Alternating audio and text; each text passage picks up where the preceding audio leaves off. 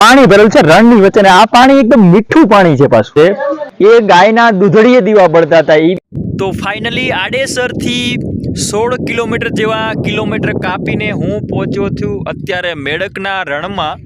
અહીંયા વર્ણેશ્વર દાદા લડતા લડતા આપણે મેડકમાં ક્યાંથી જવાય? આ બાજુ જવાય. આ વર્ણેશ્વર ઉજ્જૈનથી આવેલા. એમ કહેવાય કે દુશ્મનોના માથા વાઢીને બાકાજીકી બોલાવી દીધી, ત્યાં મસ્તક ઉતારીને આવેલા અને અહીંયા એમનું ધડ લડતું હતું. કહેવાય છે અત્યારે મેડક બેટ આ જંગલમાં મંગલ કહેવાય.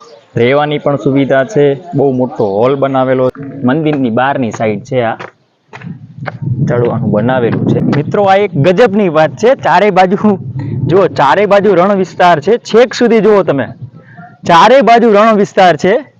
તમે જુઓ આ બાજુ પણ રણ વિસ્તાર છે છેક સુધી. આટલામાં એક બેટ જેવું છે, જોઈ શકો તમે. અને અહીંયા પાણી ભરેલું છે, તળાવ છે, જુઓ તમે.